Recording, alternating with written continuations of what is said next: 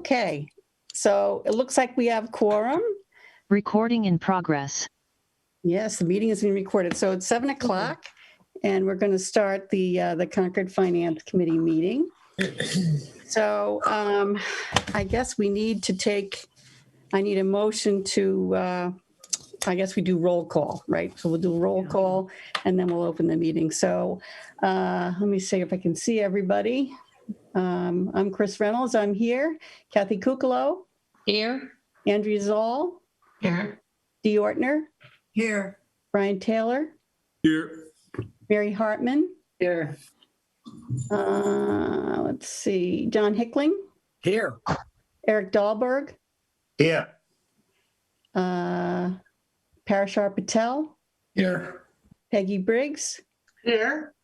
Ray Andrews. Here. Have I got everybody? That's what I can see on the screen. I think we do. Okay, great. So Mary Hartman. I didn't get Mary Hartman. You did. I did. Yeah. That's, Okay. okay, good. So I think we're good. So on the agenda, we have some minutes. So the first thing I wanted to talk about is before we get to the minutes, I wanted to introduce our new members. So they're both here this evening. So we have Peggy Briggs and we have Eric Dahlberg. So maybe they could just spend a second giving us a little background on themselves and if they, anything that they think would be of interest to the role in the Finance Committee. So I'll start with you, Peggy. Okay, thank you. I'm very excited to be on the Finance Committee. I do have quite a long town resume, so I'll just run through that. I was first recruited to the Planning Board back in the late 1990s, believe it or not. I was on the Board of Selectmen from 03 to 08. From there, I went to the Community Preservation Committee. I served on a couple of ad hoc committees, the Town Governance Committee, losing track. Also the Master Planning Committee that just finished up. I was on the Light Board. That was my most recent commitment that finished just about a year ago. I gave myself a year off and then raised my hand for Finance Committee, which I'm very excited about. Obviously worked with the Finance Committee for many years, and many of you, I think I know many of you. And in my profession, on the professional side, I am an environmental consultant, the manager of the consulting firm. So I run the finances, for that. Great. Well, welcome. And it sounds like you have a great background to help us out. So welcome, and we look forward to hearing what you've got, what your ideas and so forth. So, Thank you. Eric, let me see if I can find Eric. There's Eric on my screen. Can you give us a brief background? Sure. Can you hear me okay? Yes, we can. Great. Well, I'm like Peggy, I'm really excited to have the opportunity to serve with all of you. I'm a new resident. My family and I moved to Concord in January. So we've been here about 7 months now. My professional background is in healthcare finance, revenue cycle management, and policy. A lot of involvement in town government in towns I lived in previously.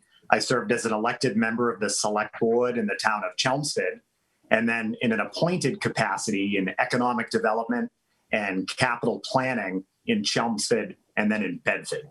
Mm-hmm. Outside of work and my government service, I am an avid marathon runner and I coach other marathon runners. I'm an aspiring gardener here in my new yard in Concord. And most importantly, I'm married to my wife, Suzanne, and I'm the proud father of a future Concord Public School student, my 3-year-old daughter, Linnea. That's So great. really excited to be with you. That's great. Well, welcome as well. And I'll add that I put 3 kids all the way through the Concord Public Schools, including the high school.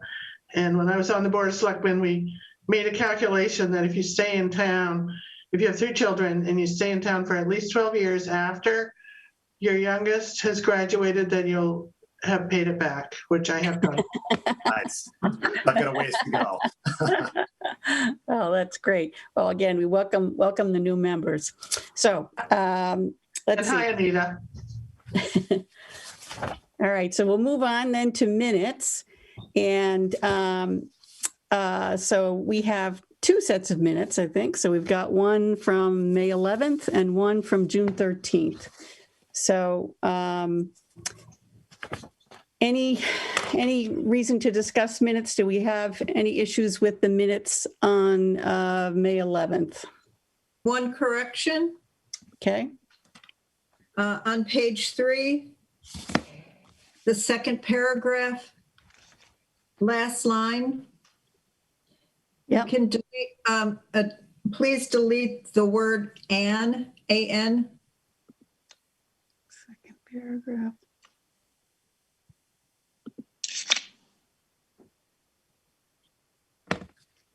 I don't see it. I assume Anita sees it. I couldn't find it.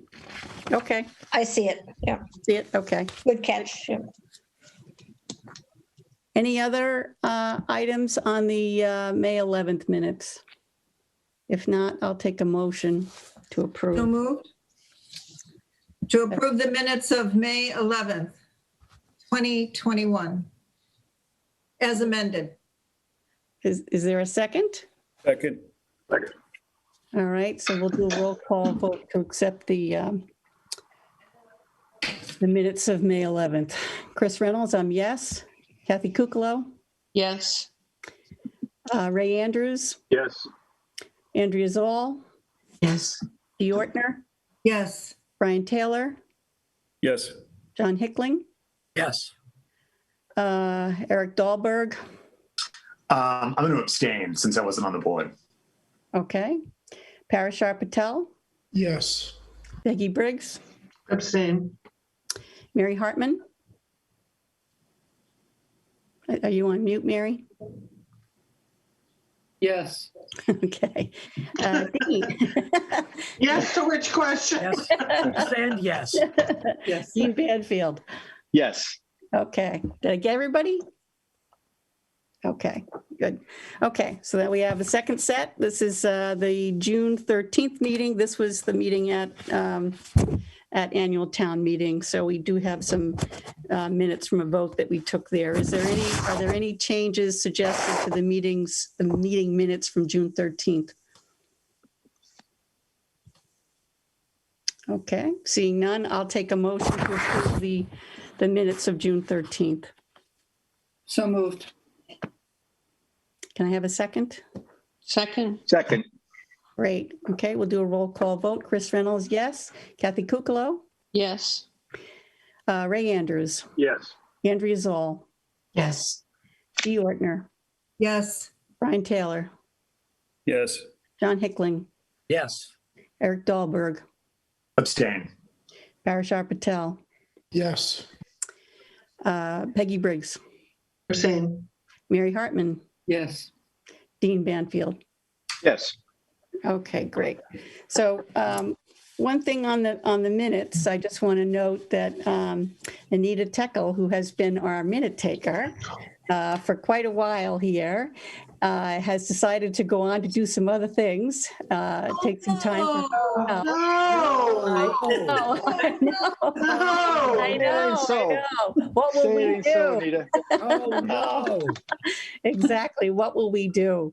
So I wanted to acknowledge all the good work that Anita has done and how much help she's given us as a committee. So a little round of applause for Anita. All right. And good luck on your new adventures. Thank And what you. could I've enjoyed it, but it's time to move on. So I thank got What could be more fun than taking minutes for the The Finance Committee, I right. just want to sign up for that. Thank you, Anita. Oh, you're welcome. Thank you. And so Carrie is going to be working on someone in her staff, I believe. She's going to get someone to help us with minutes as we go forward. So we'll have some new news on that at some point. And I then know someone that actually knows quite a bit about taking minutes, who might be available probably next session. really? Yeah, her name is Anita. She might be available, right? Maybe we can She's awesome. her arm and bring. She is. She's awesome. Is right. Okay. Brian, that was so unfair. I was like, yes, send me the email. I'm sorry, Carrie, I Right. couldn't help it. Please don't go, Anita. You're amazing. I know. Well, it's good. She's done her work. So I think Carrie, you have the next item, which is on the Regional Housing Revolving Fund budget adjustment. Yeah, so Liz, if you don't mind, I'll just present, and if there are any questions, I'll send them your way. So this request is for an adjustment to the fiscal 21 revolving fund budget for regional housing services. So the year that we're just ending next week. There is some information in your packet that explains the request in detail, and Liz Russ, the Executive Director of Regional Housing Services, is here to answer any questions. But just to give you a bit of background, the fiscal 21 budget for this revolving fund was approved under Article 12 of the 2020 annual town meeting, and the amount approved was $275,000. There is a process under Mass General Law which allows for budget adjustments outside of town meeting. And this certainly could also have been adjusted at town meeting, but we were not aware of the need for the adjustment at the time that the warrant was open. So that's why it did not go to town meeting. But with the approval of the Finance Committee and Select Board, a budget adjustment can be made even at the end of the fiscal year. So the request this evening is to increase the fiscal 21 budget by a total of $56,000 to bring the annual budget to $331,000. And all of the fees have been collected. So this is not an increase in cost to the town of Concord. All of the members of Regional Housing Services pay into the revolving fund for the services that they receive. So the money has already been received or will be received by June 30. This just allows Regional Housing Services to be able to spend money that they've already collected for services provided in this fiscal year. Okay. Any questions of Carrie or Liz on the adjustment? Okay. So seeing none, I guess we need a vote, Carrie, is that right? Yes. Yeah. Okay. So I'll take a motion to approve the Regional Housing, let me get this right, the Regional Housing Services Office increase of $56,000 for the FY21 budget. So moved. Can I have a second? Second. Second. Okay, we'll take a roll call vote. Chris Reynolds, yes. Kathy Kukalo, Yes. John Hickling, Yes. Ray Andrews, Yes. Andrea Zoll, Yes. Dee Ortner, Yes. Brian Taylor, Yes. Eric Dahlberg, Yes. Parashar Patel, Yes. Peggy Briggs, Yes. Mary Hartman, Yes. Jim Banfield. Yes. Okay, I think that's everybody. So the motion passes unanimously. So, good. So that's Thank you very much. Good night. welcome. Good night. Bye. Okay, bye-bye. Okay, so, all right. I have a couple of comments and I want to share some things with you. So I wanted to, first of all, I wanted to thank Mary Hartman for all the wonderful work that she did last year and the good roadmap that she's left for us this year. So I appreciate all of that, all of her hard work. And in terms of this year, I want to talk a little bit about some housekeeping type items like venue and in-person meetings, et cetera. And I also want to talk about our agenda and what our deliverables look like, particularly for the folks that are new, but as a reminder to everybody, what's our work as we go ahead. So from a kind of a housekeeping standpoint, as I mentioned, we mentioned earlier, we have one open committee spot, so hopefully we'll fill that and we'll be at full force at 15. We'll send around some information to get everybody's contact info. So we'll update that to make sure we have good emails, addresses, and phone numbers so we can get in touch with each other if we need to do that. So we'll have that collected. In terms of meetings, so this is our June meeting.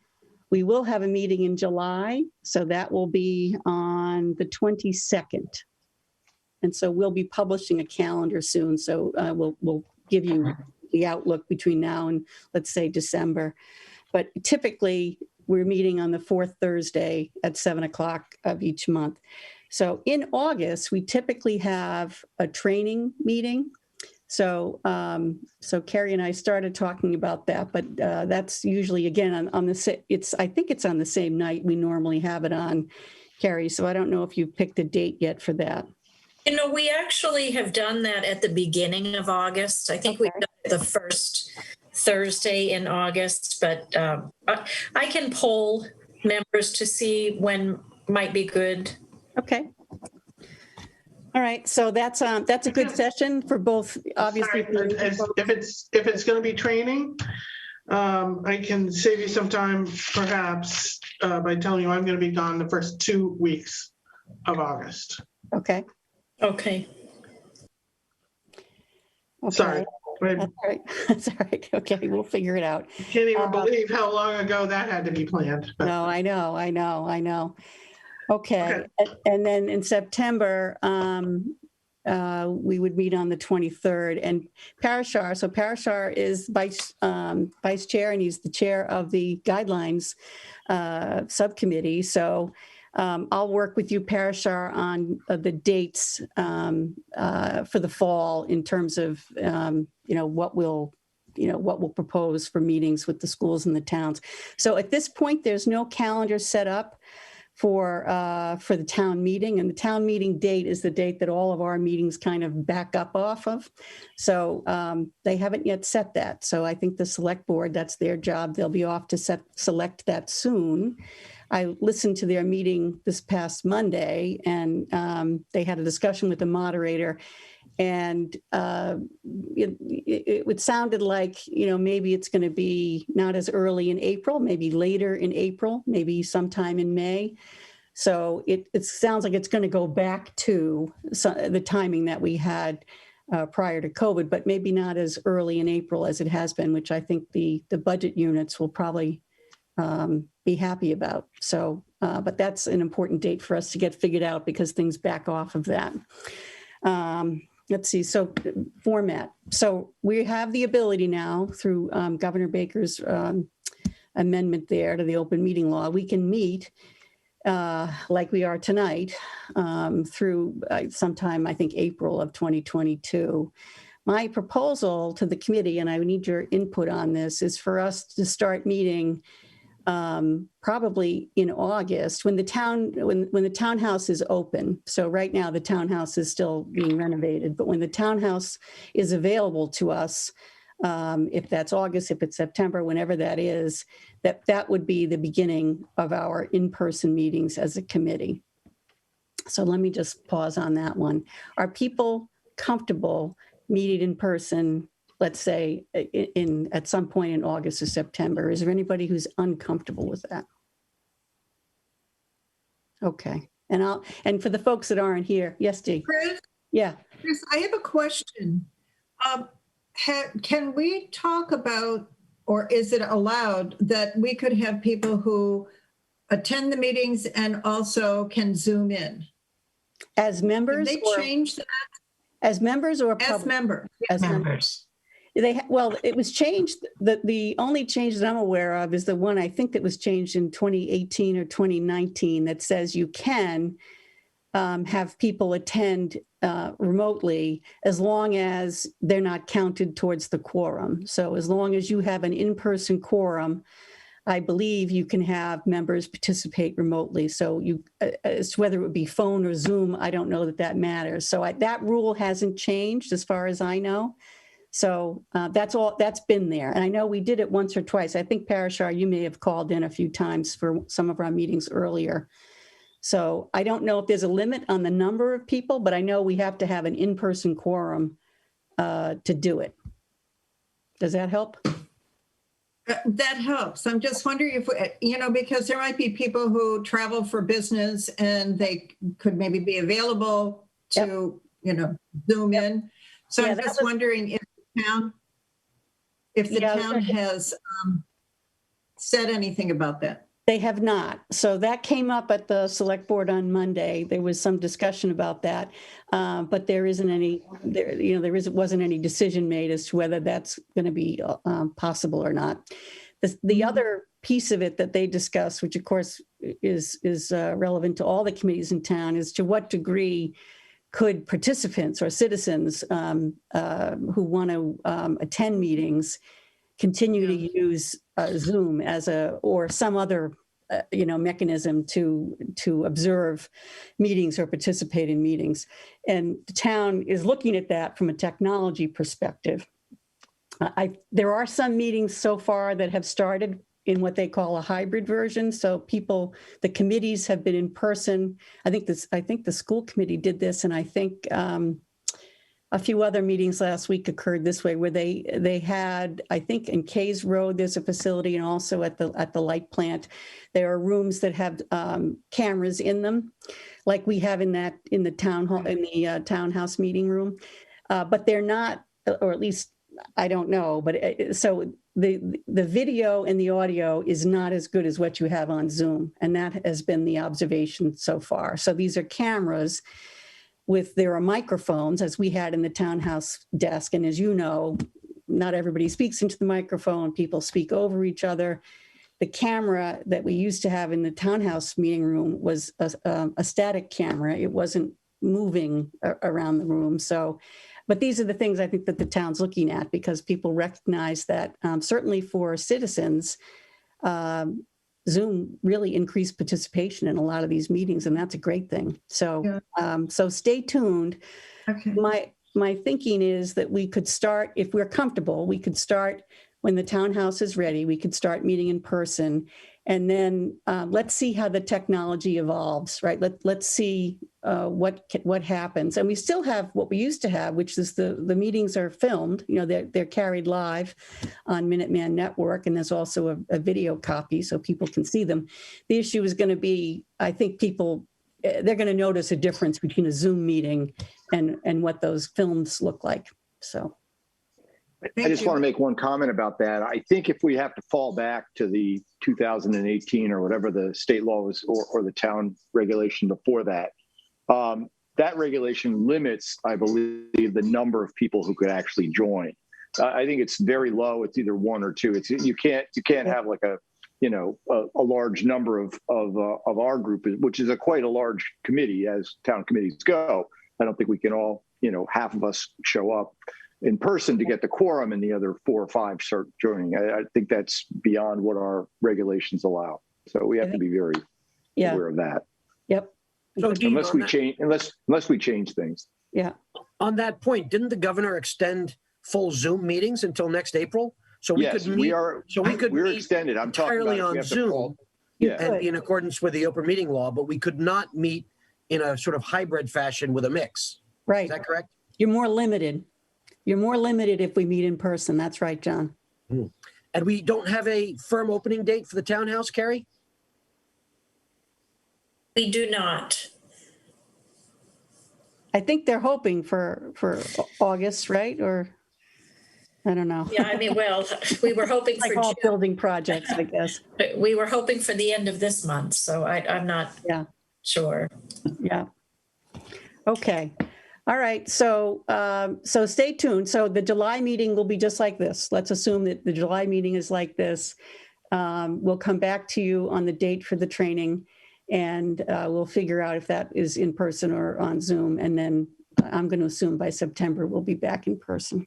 But we'll listen to what's going on in the other committees in town, and we'll learn, right? So we'll figure out what others are doing. Okay. All right. Let's kind of talk about. I'm going to bring up something for you to take a look at, just a way. Let's see here. If I can share my screen. Let's see here.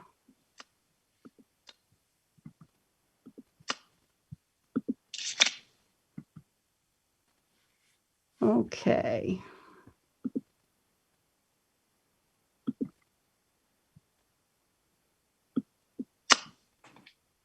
Can you see that? Yes. Ooh, Yes. How about that? I'm so proud of myself. Wow. Okay. So this is something I just put together. Is just a document for us to talk from. So as you think about what we want to get done in the coming year. So just to sort of remind everybody, and this is sort of what the year looks like. And again, I did this using our pre-COVID, at some point early April meeting, just, you'll understand that this will shift, but it still gives you a sense of what it is we're off to go do. And you can see next month, we actually have something important to do. So by July 31, we usually issue a couple of things. We issue what we call the sustainable growth rate. So that's something we've done now, I think this will be our third year. So that's something that Parashar will be looking to pull together. And we have a formula related to that. So it's a way to sort of benchmark inflation. So that gives us and the town and the schools one measure of potential growth on budgets. And then we also issue our preliminary guidelines letters. So if you remember, we look at the budgets right before the fall, and we do it in July because we typically have the training meeting in August. And we start meeting with the schools in the fall and the town. Usually I think schools might be first, and then we have the town. And we've given them some view of what we think the budget growth can be. And that's what the guidelines are. So that happens next month, typically. And then we have our orientation session in August. Then we start in usually October, November, we start the meetings with the schools and the towns. So we have a separate calendar that we set up with them of meetings. Those early meetings, the first round, we have 2 rounds with each of them. The first meeting is typically them giving us kind of an update on where they are on their budgets. They'll probably give us what the closeout was for fiscal 21 and what they are working on or thinking about on budgets for FY 23, essentially. So again, we project the town meeting will be approving the FY 23 budget. Then in November, at the end of November, we issued the final budget guideline letters. Now we just put into the warrant, which was approved, that the deadline, which used to be a hard deadline of November 30th, can now slide depending upon when the warrant is finalized. So that's, again, these dates can move, but to give you a sense, if we were back to an April meeting, by the end of November, we've finalized the guidelines for budget growth for town and school. And these are operating budgets. Remember, it doesn't really hit the capital too much. And then we have hearings in the winter. So we have hearings on the budgets.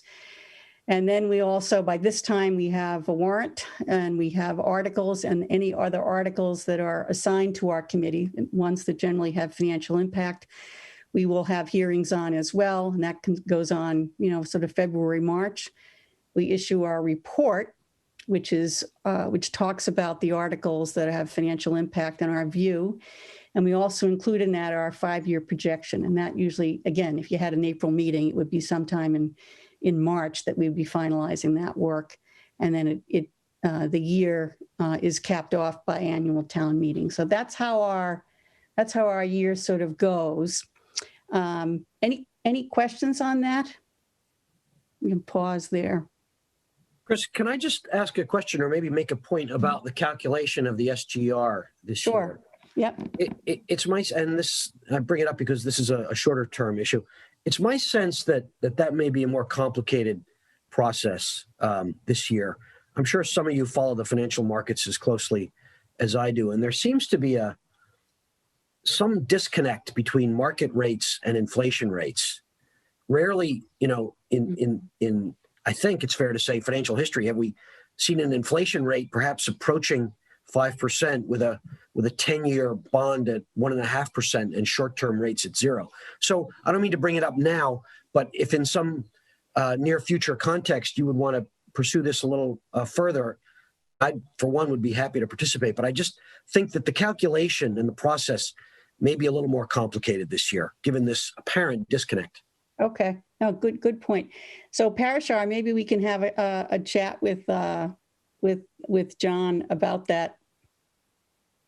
Yeah, John and others that might be interested also. And those of you that have been on the committee for the last couple of years while I've been on, I think may recall my reluctance / desire to kind of look at how we calculate the SGR and see if we can't refine it. So John, I was going to try to put together some ideas for us to think a little bit about how to do that in the next couple of weeks, and would love it to talk to you and others to see what ideas we have to do that. But I agree. I think things are, yeah. So long story short, yes. And I'll take your volunteered hand and see who else wants to volunteer. And we can have a conversation and see if we can come up with some ideas to present back to the broader FinCom.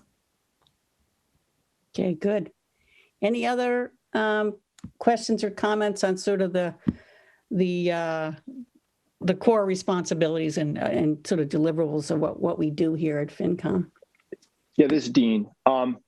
There's one thing I think that you mentioned, Chris, which is that we give the departments that we're sending these letters to in July some sense of, how the budget could expand.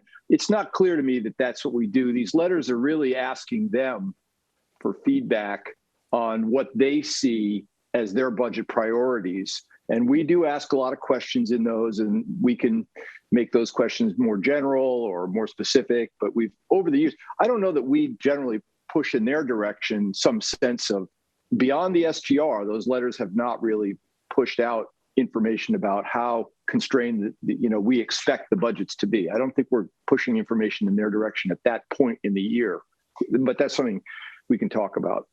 Okay, maybe I'm confused. I knew we gave them the SGR, but I thought last year I sent out a letter that had a number in it too. I can't remember. I'll have to go back and look. Yeah, we'll have to. Yeah, that may have, your approach may be something that I just don't recall. That's all. Yeah, but prior to that, I don't think we've done it. We didn't. Okay. I'm not sure that we had. You're right. No, you're right. In terms of it is generally a big data request. Yes. And I think. For the last 2 years, it's useful, Parashar, you take a look at it. If you go back and look at the presentations compared to what we requested, I would say at this point, at least in terms of the schools, the finance director has a kind of a package now that he seems to use that and it looks very similar, I think, for the past 2 years. And we should probably look at those questions and see if they're getting answered or they're not getting answered, because I think we asked for things that perhaps aren't as relevant as maybe they, or at least as the schools think they are, because some of the stuff we don't get, I'm pretty sure. Right. Yeah. So go back and look at it. All right. That's a good point. That's a good point. Anything else on this one? Yeah, Chris, I just want to make a comment. I know last year there was some confusion, especially at the school committee, between the difference between the SGR and the guideline. Yeah. That's just something I think we need to be very clear about when we publish the letters. It's just something to keep in the back of our minds. Yep. A good point. Anybody else? It's hard when I have my screen up. I can't see everybody, so just yell out if I'm not seeing your hand up. Okay, so we go on a little bit here. Let's see. So then we also, so how do we do our work? So you see what the layout looks like. And we have, let's see, here we go. So here's the topics that I wanted to talk about. So I sort of talked to a few people and thought about the work that we were doing last year and came up with what I think the topics are that we're going to get to cover or talk about in the current year. And these are those. So I tried to sort of boil them down to the ones that I thought, but I want to discuss them here and make sure people are comfortable with this, or if there are ones we would take off or ones we would add. So from the town and school budgets, which is a large part of our work, now we'll be thinking about, well, what does post-COVID operations look like? I hope, my strong hope is that we're dealing in a post-COVID world, and that's the budget that we're preparing for.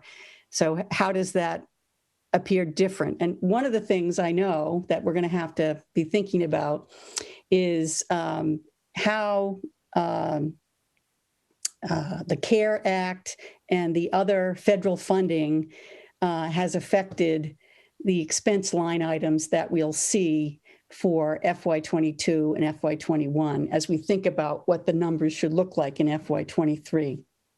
So that may be one of the things, Parashar, that we're going to have to ask for some sort of reconciliation, because there are expenses that are essentially off book because they're applied against grant money now. So that's one I know that'll be a little bit different. There may be other things that are different, right? So there may be different approaches in service delivery that perhaps came up during COVID that will remain in place, and others that will change. So to me, that's one of the things that we're going to see, I assume we'll hear from the town and the schools. Capital spending. So we know that the expectation is that there will be a special town meeting to vote on middle school funding at some point, either late in 2021 or early in 2022. So we'll have to be prepared for that, whatever articles are associated with that. And I assume that we'll have hearings related to that as well. So that's something that will add to our work in this year. There are other capital spending items that are of interest. We continue to keep looking at what I'll call the multi-year projects. So things like White Pond, Warner's Pond dredging, trying to think of the other one. There's not, the ones that go on for several years. So we're always looking at those. There's this potential for development at 2229 Main Street. I think this year there will be discussion of a plan. I don't think any amounts will be spent, but again, we should keep our ear to the ground on that one. And as we'll talk about a little bit later tonight, there's been some proposed changes to the capital planning process. So I think capital spending will have a big year this year for the Finance Committee. Thirdly, affordable housing and related zoning. So affordable housing has been a topic in the town for the past couple of years. We know that there are two pieces of legislation that the town has asked for to be taken up at the State House that are still pending, one related to real estate transfer taxes and the other on a surcharge on building permits. And we also,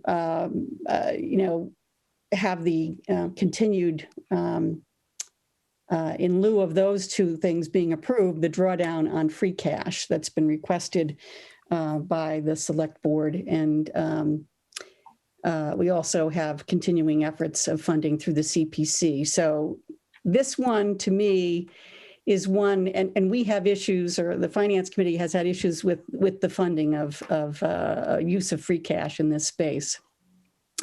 I think it would be good for us this year to get a point of view, to have more of a discussion. One of the things that we talked about was what's the plan here? So it's not really an issue about affordable housing per se. It's what is the plan?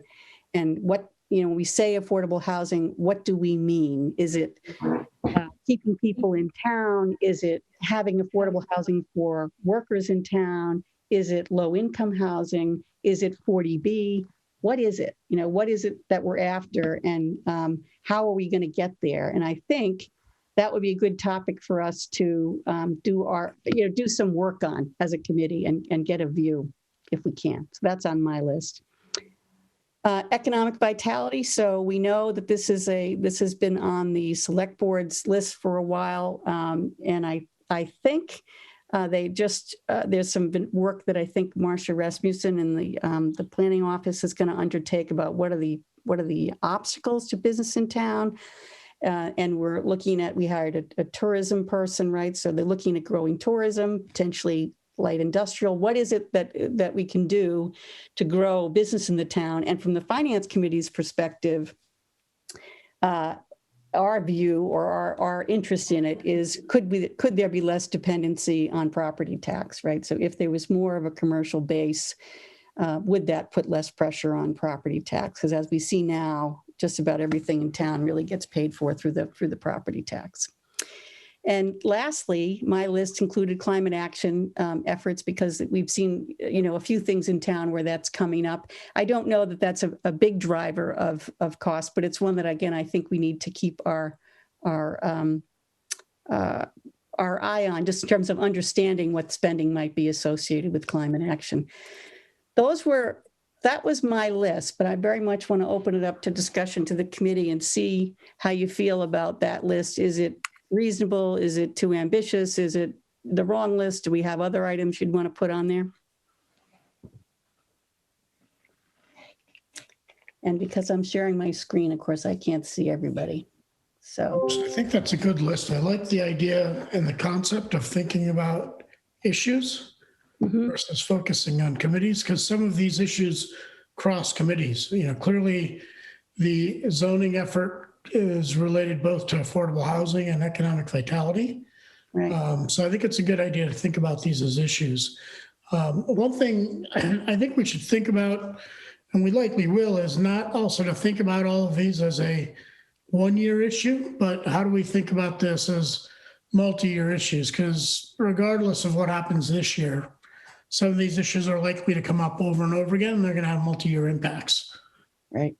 Yep, I think that's right. So that's why I kind of like the idea of having us say, what do we think the issues are from a financial perspective in the town, and then keep this list going. Every year reassess it, what goes on, what comes off.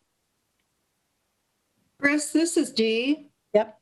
I think one of the other things we could be looking at with your key topics here would be what committees are involved in this effort. Yeah, we're gonna go to that. You're exactly right. We're gonna. Oh, okay. They're multiple. Because there will be an overlap. And there will. So, yeah, you're right. You're right. Okay. And I have an idea for that. Great. Good. Yeah, but I wanted to see if you like the topics first. Chris, one other topic that just came to mind.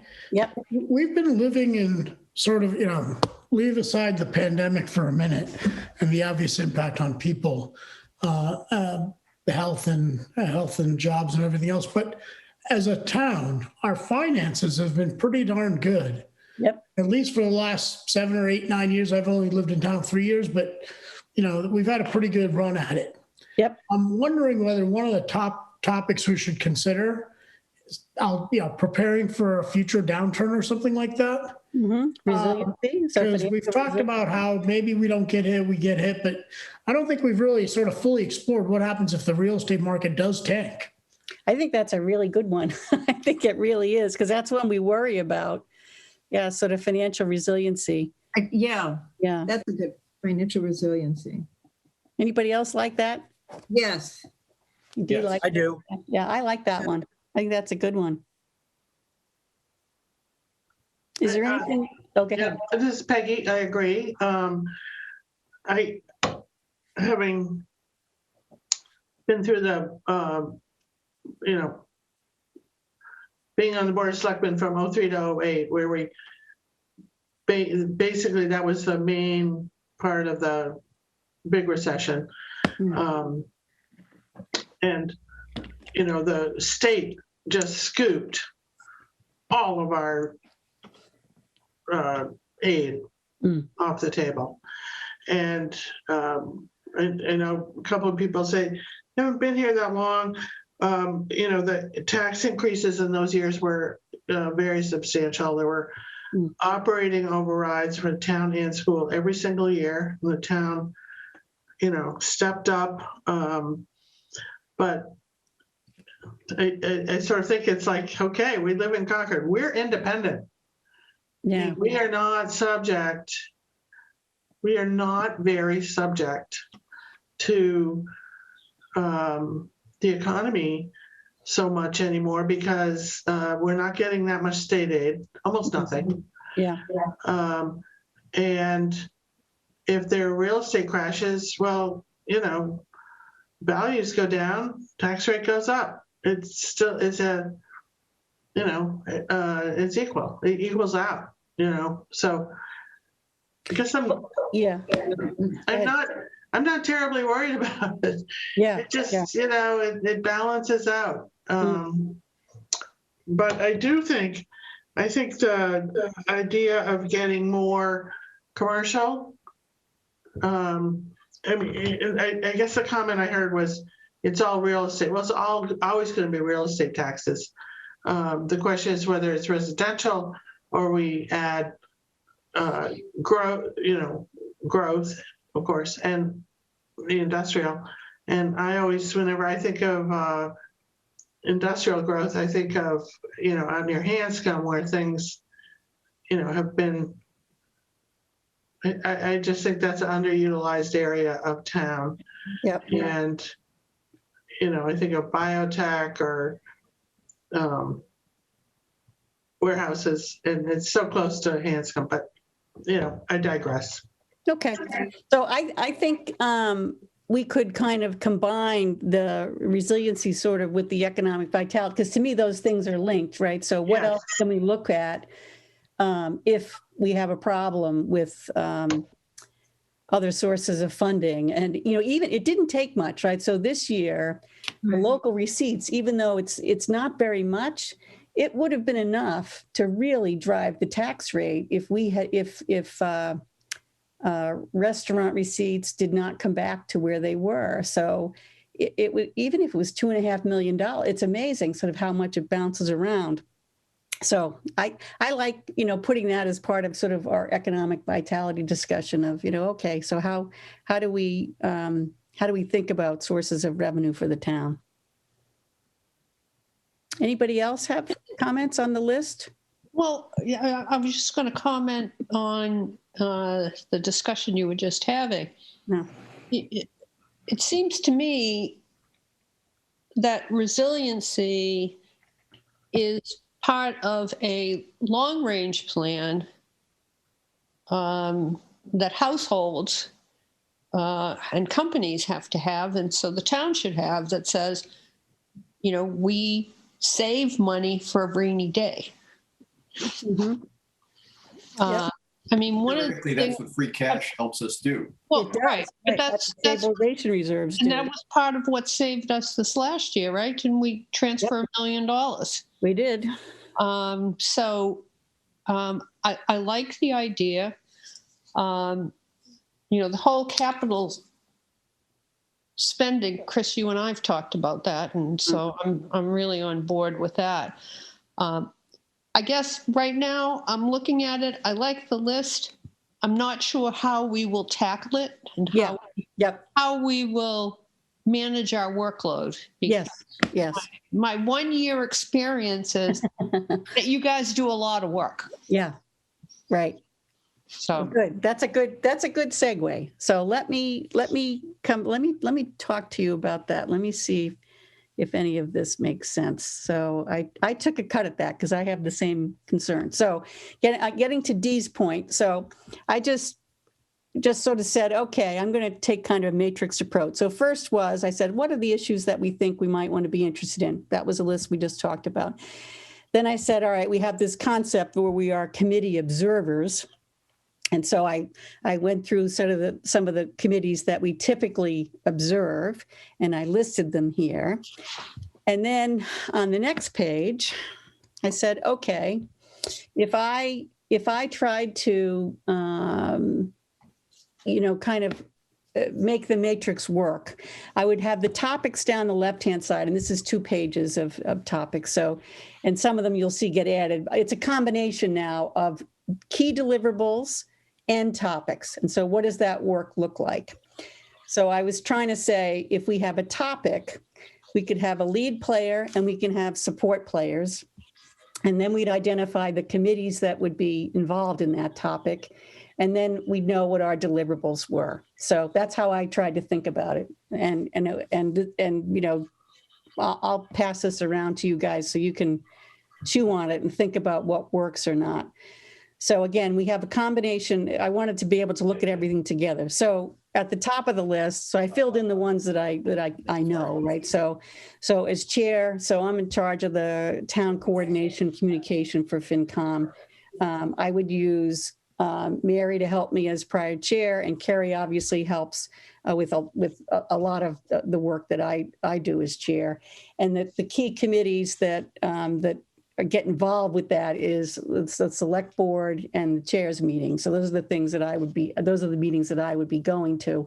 And on the deliverable side, it's our report, the projection, and the hearings, right? These are some of the core deliverables that the chair gets involved with. The next line down is the other big piece of work, which is the guidelines, which Parashar is leading. And there could be support folks on this as well, but certainly Carrie is a big help. And that one kind of covers a bunch of different committees. And then we have some deliverables. We have the SGR, we have the guidelines that we actually produce. We have letters associated with those, and there's meetings, et cetera. Then you have the schools, right? So we have the school committee meetings that we would attend, the high school, the CPS, and then there's Minuteman, and that work there is pretty much informing some of our budget recommendations. The middle school building, which is now that's a topic, right? It's on the capital spending topic. Dean was our liaison to that committee in the prior year because of the continuity and the fact that that's going to come up for vote this year. I would like Dean to be the lead on that again.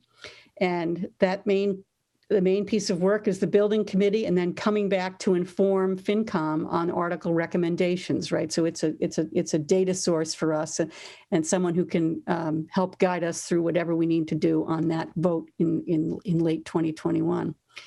Capital planning is a big one, right? So that's a good example of, that's a bunch of different committees. And we have articles that we want to look at. We also have potentially a new process that's going to go on that we would have to integrate into our world. So that one is a complicated one right there, I think, because that one crosses a lot of items. Affordable housing, another topic. So you have a couple of different committees in town, and there could be others. Those are the ones that I identified. It should say CPC, not CPS. And this is the question. So it's what I said earlier. It would be nice if we could have a point of view. So if we had, as a committee, if we could have somebody who takes the lead, does some legwork for us, and comes back to the committee so we can have a discussion around, okay, what is it that's going on with affordable housing in the town, and in particular from a financial perspective, right? So what's really being needed, what's being asked for funds, what's sustainable, and what are the uses of the funds, and how do those two things interact? So that would be a topic that a leader would go off and do legwork for us and then bring it back to us for a discussion, as opposed to some of the others that are part of our core deliverables. And similarly, if you go on to the next page, economic vitality would be the same thing. You'd have a lead who would go to see a couple of different committees, but they would come back and help us develop a point of view. And I just use it as opportunities for revenue expansion. We can obviously play with what we think the deliverables are. Same thing, climate action. Again, I'm not aware of any financial items in there, but it might be just somebody that's their topic. They cover all the committees, and they come back and they are the point person for us on climate action. Another aspect of capital spending tends to be DPW, recreation, and the CPC. And so having, again, someone come back in and inform us on those, what those committees are up to and how they would impact our article deliberations. So that's a lot. That's a mouthful there, but that's what I was thinking of. So you would have lead players on all of these categories, some of which already fit into our work. Like, so Parashar is a good example, right? We have a lead on guidelines, right? So we have a way forward for that. These other ones, we'd have to assign leads and support, right? So there'd be more than one person assigned to a different topic, and that they would come back and work with us. They work with me on when they need to be on the calendar, and we would have, I don't know, call them information sessions, if you will, if we have time, right? So we'd have to sort of figure out, do we have enough time in the schedule to do it? How big are these topics? Chris, I like this approach because it's topic driven rather than just taking the slate of committees that the town has established and then kind of going through it and going, okay, we need somebody on this, we need somebody to cover that. We're actually driving after specific areas and trying to focus on them rather than just, throwing somebody at it, just about every committee that might spend $1 in the town's budget. Right. This seems like a better approach, much more focused, and we could have better coverage. So yeah, I think we'd have more focused coverage, and we might, which I think would be good. And we're driving the bus, as you say, a little bit on what we think the important topics are that impact finances in the town. Yeah. Chris, can I say something? Yeah, Mary. I think this is great. I think going by topic rather than just matching to committees is a great approach.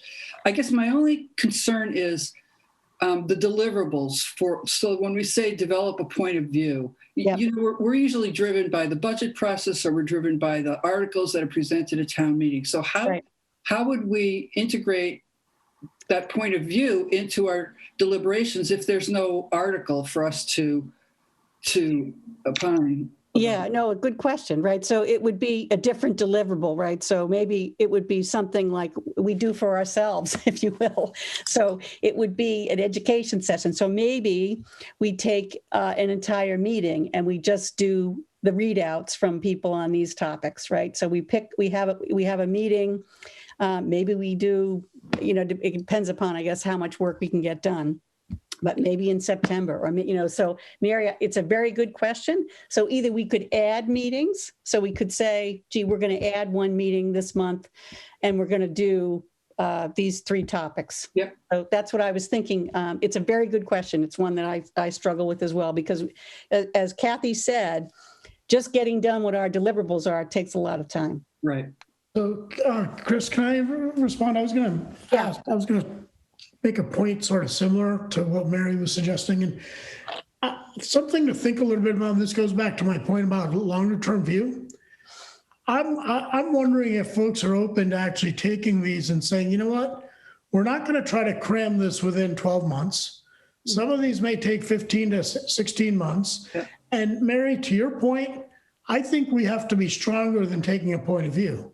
And that may be doing a report, an open report, or report to the Board of Selectmen or the townspeople with specific recommendations on some of these topics. So let's help drive some of the agenda and shape some of the policies by taking ourselves out of the annual budget process, because some of these, as you pointed out, Mary, may not be budget driven that particular year. Right. And so maybe that's something to think a little bit about. Yep. I like that idea. I think then, we could, pick one. If we picked one and said, okay, this year we're going to do something on this one, and come up with what we think we're going to do, right? Whatever our real deliverables would be, keep the others on the list and say, and then, next year we can talk about, we'd reassess. Okay, what do you want to pick for a topic?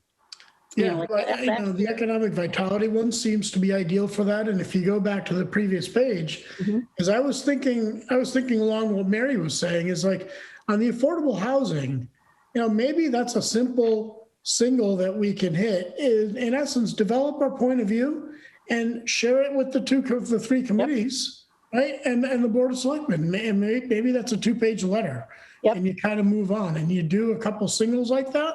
Yep. And to build that momentum, and maybe there's 1 or 2 longer ones that might take 12 or 15 months to do. Yep. I like that. Chris. Yep, Ray, yep. Yeah. Building on what Parashar said, let me turn off my hand here. Yeah, I'd be happy to work on the affordable housing point of view, because I know Mary expressed and you've expressed to me the shapelessness of that, excuse me, that need, so to speak. I feel that. I mean, the town meeting has sponsored, spent $500,000 3 years in a row for that, and yet we don't really have a clear understanding of what the goals are. I think that's a very very real and very amorphous objective we're working on there. And I think that whether there's a warrant article next year, and I suspect there will be, because the legislature is probably not going to give us a funding for real estate transfers or for building material or building we call building projects fees, building permit fees. It's going to be a warrant article, and it's going to be something that we need to have a point of view on. And I think our conversations this year suggested that we're being reactive rather than proactive. I agree. I'd be happy to be involved in that. I agree. Andrea, I see your hand up. My being an observer, partially being an observer of the Council on Aging, and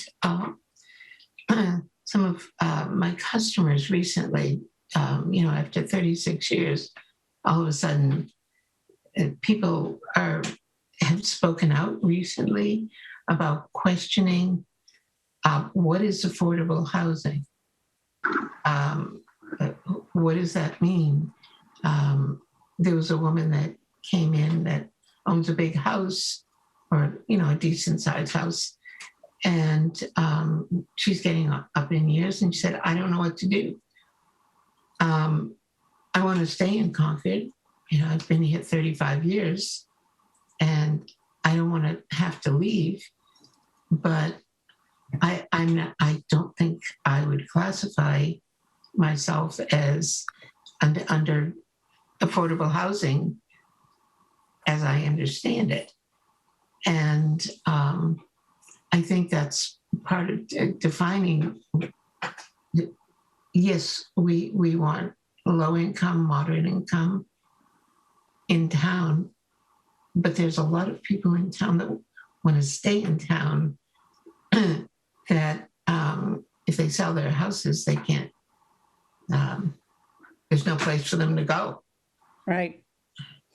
Yep. I mean, I think it'd be good to have a conversation about it. I agree with Ray's comments. That's why I put it on here, because I was frustrated, that we got asked, as we suspected we would, that there would be another $500,000 coming out of free cash in a year. I didn't think we could afford much. And again, I don't really know, how do we define what affordable housing is how is the town defining it? I think there are many different definitions in people's head when I hear people talk about it. And so I think we really do need a point of view. And if it can be a single, I like Parashar's baseball analogy. If we can do it quickly and we could come up with something that we could meet with these committees and potentially write a letter to the select board and say, this is where we are on it, because I think it could use some clarification. I think it would be helpful. Okay. All right. So if we, I like that. That's great feedback. And again, I can't see you all. So if anybody else has got their hand raised, I can see about 6 of the 10 boxes. So just shout out. But maybe we kind of narrow this down, and we put things in categories that could be short-term or long-term. And I'll take another run at it. And we can keep, hopefully, maybe the next meeting we can come back to it and see where we are. But I think this is, I'm glad you like it, because I like it. And I agree, we have to sort of create something that we can achieve, that isn't too big of a bite, because I agree, it's a lot of work just to do what we get done. Hey, Christine, this is Brian. I think this is a really wonderful approach. I guess as I'm listening to all of this, I'm also kind of thinking about just literal bandwidth in terms of like how much we can actually get accomplished in a year. I mean, all of the agenda items that you've listed are very germane to what needs to be done, that they're very topical. But I do wonder if we actually have the bandwidth to actually get this done on top of all of the usual things that need to happen. And I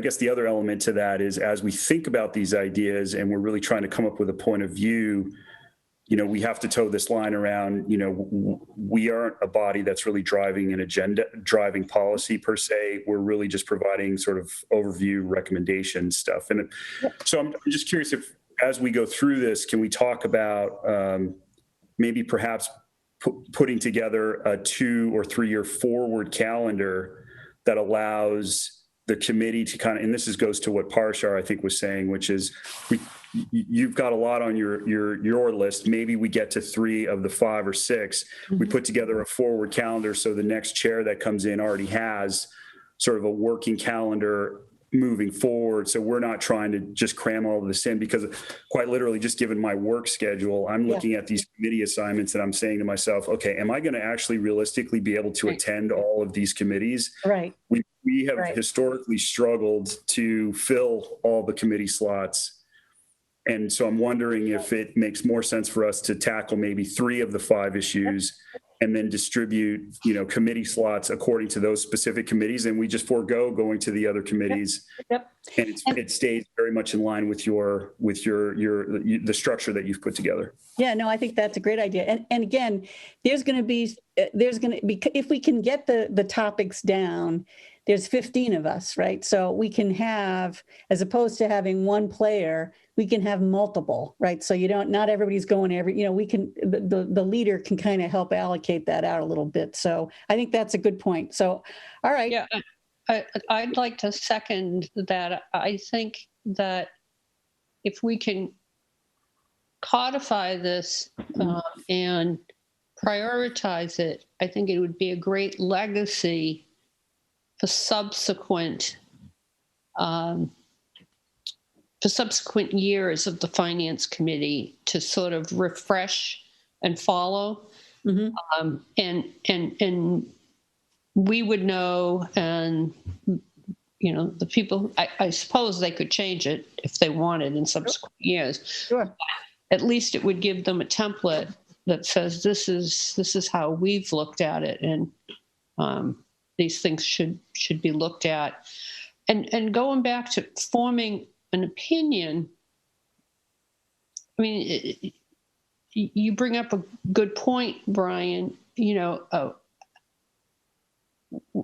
I'm thinking about what was going through my head is, I'd have an opinion about maybe what the town should prioritize, but I guess we have to just stick to the financial implications. I think we do stay. We do need to stay in our lane a little bit here. Yeah, we aren't policy setters. It's really just what I was trying to get to is, and I hope it didn't come out differently, but I wasn't looking for us to drive policy in the town. It was more about the town policies or town trends that are existing and that we see in town meeting articles and so forth, or Envision Concord.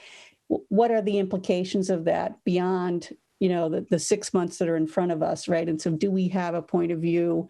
And maybe that's the wrong word, but that's what I was sort of thinking, sort of having us come back and talk about it. It's very similar, I think, to what we did last year with debt, right? So we went off and did some homework on it and came back and said, yeah, this is kind of what we think, what we like, what we don't like. Here we go. We didn't write a letter about it. It was really more for our own internal consumption. But, some of these items might not be, like affordable housing. I think that one is kind of more, And maybe, you know what, it could be that it doesn't have to be us writing a letter about it. Perhaps if we have a discussion with others who are more responsible for these areas, that they would take that under advisement, right? So it can be us simply giving them our financial advice on their topic.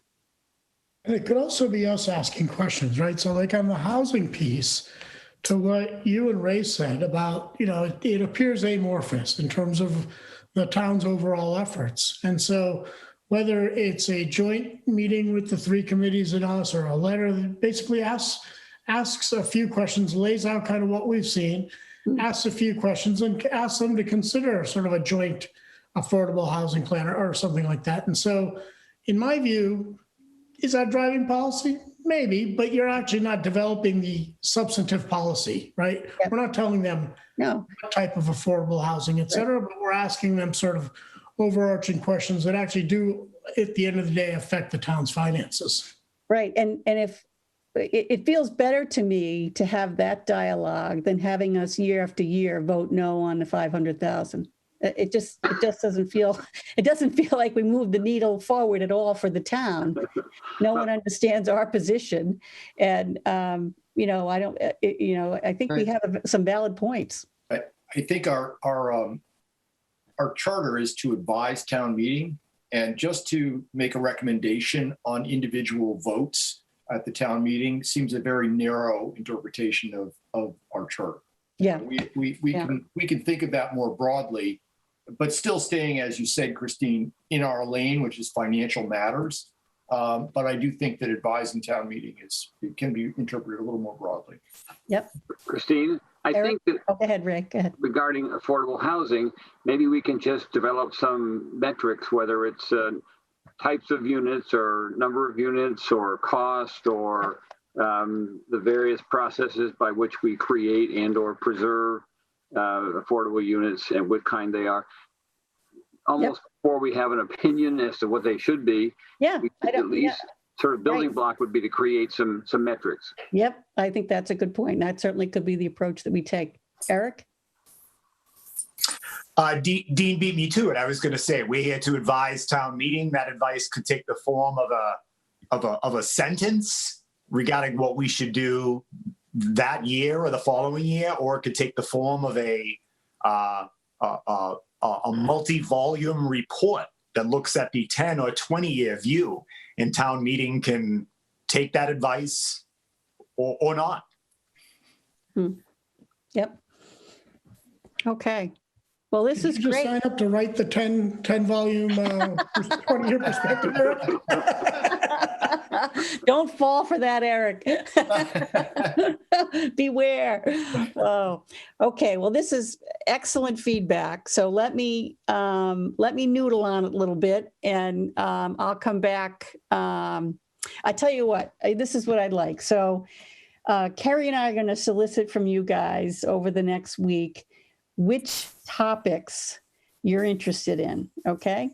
And if you have anything to add, like, gee, my background aligns well with this, or this is a topic add color, right? What are you interested in? Give me three things that you're interested in.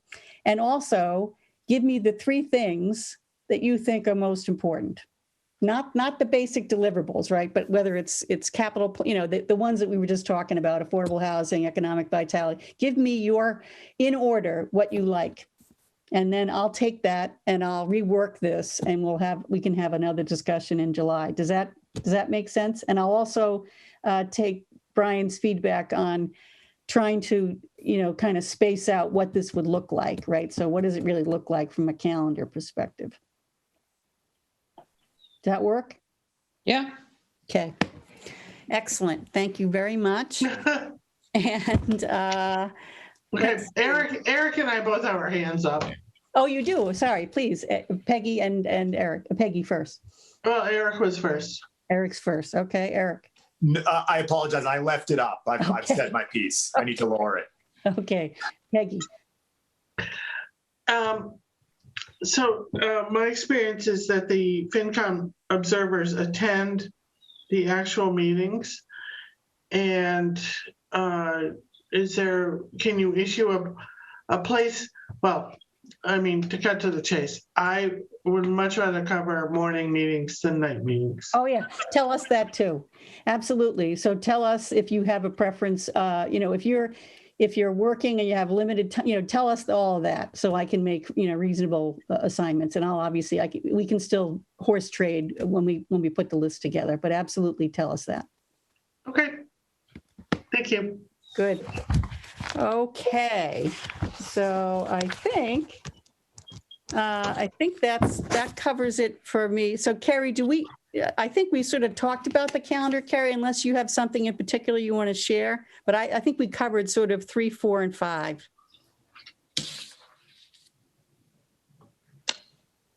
I'm going to stop sharing my screen so I can see everybody again here.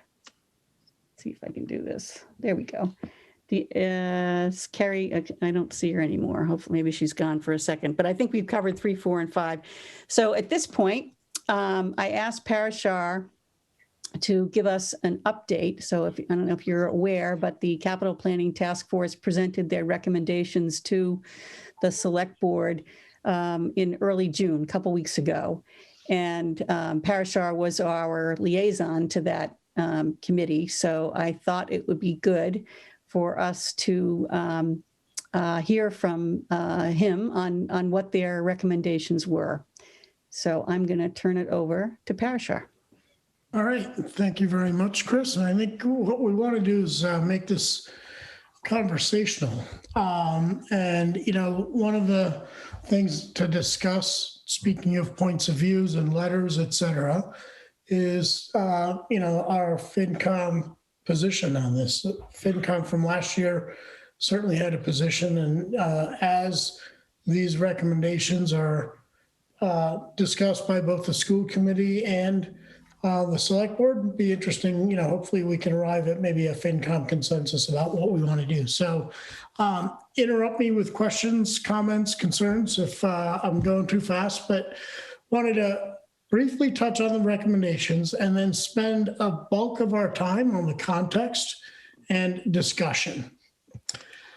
I'm not going to go over and read everything here, but basically we had a set of recommendations that were in our report, basically endorsing the idea of Concord having a long-term capital planning process for what was called very large projects. And the recommendation that we made to define a large project were projects that totaled $5 million or more, regardless of whether it was one year phase or multiple phases or multiple years, basically.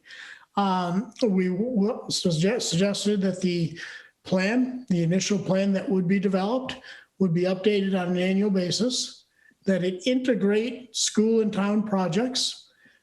You'll see in the report, we also included some suggested project evaluation criteria by which each individual project would be evaluated to help prioritize at town meeting and also for the committees and others. We also defined and recommended a specific process to, in the first year, as I said, create and then annually update the long-term capital plan. I think that's an area where the FinCom, as Chris mentioned before, will have a role. So I'd like to talk a little bit about that. And then you'll see in this process, there's a timeline that we were recommending that generally aligns with the annual budget process. And we'll talk a little bit about that as well. It's a 10-year project, capital plan that we were envisioning that would, again, be updated on an annual basis. So a rolling 10-year plan. It also included recommendations on potential templates in terms of how to present these to members of the public at town meeting, et cetera, et cetera. So let me dive into the heart of the recommendations that really affect FinCom directly, right? And this is the annual process that we laid out. The dates here are just representative, but in general, the thought process was, Peggy, question? Yes, I do have a question. Sorry, I've been out of the loop for a little while. Where did this recommendation, is this a FinCom recommendation? Where did this come from? Yeah, sorry about that. Who owns this recommendation? Yeah, Number so, A.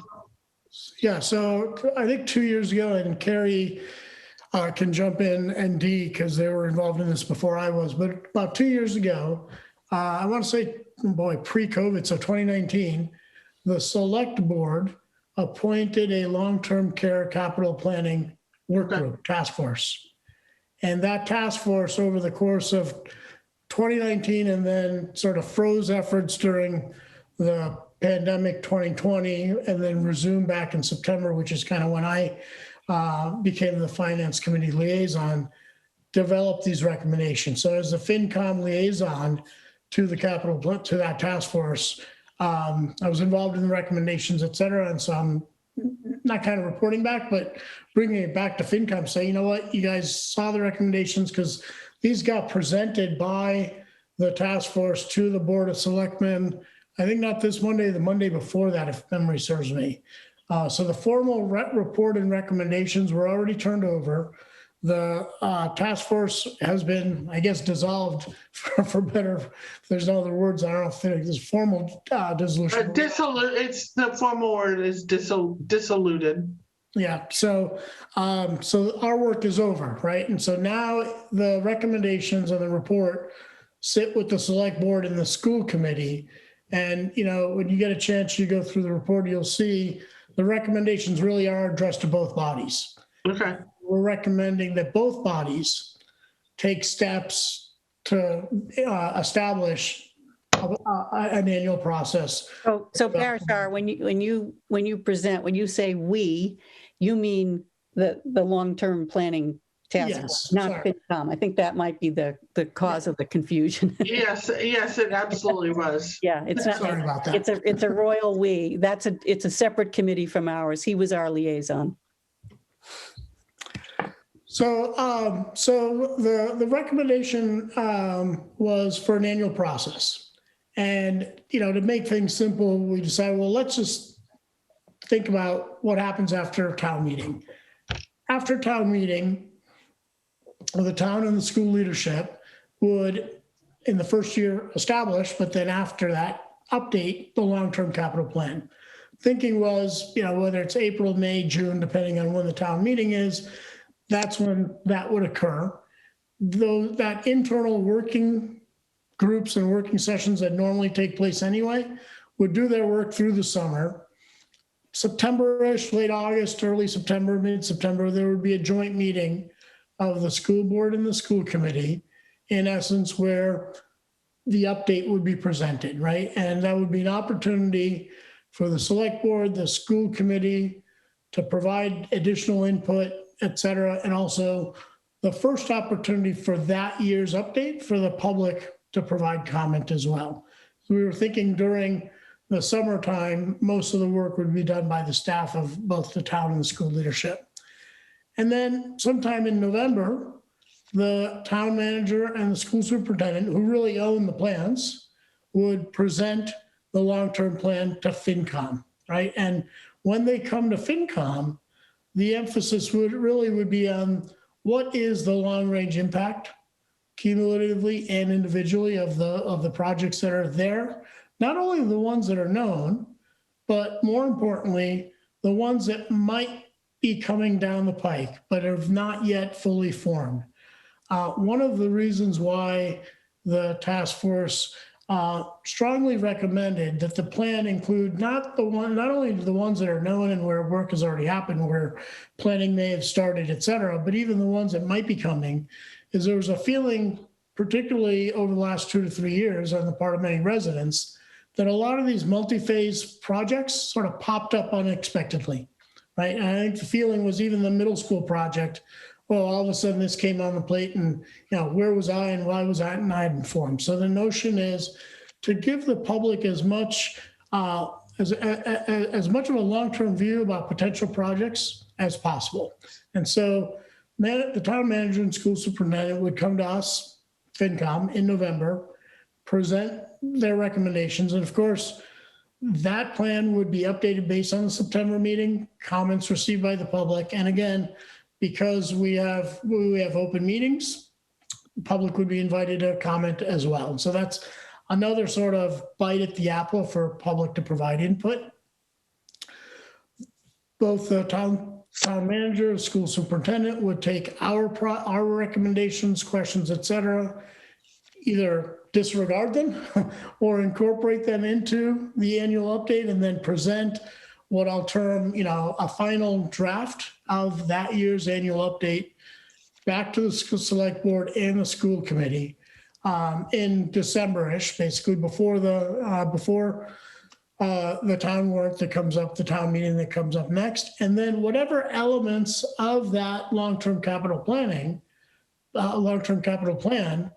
require spending for the upcoming town meeting, they would be incorporated into the relevant warrants, et cetera, right? And then at that town meeting that follows, the votes take place and then the cycle repeats itself.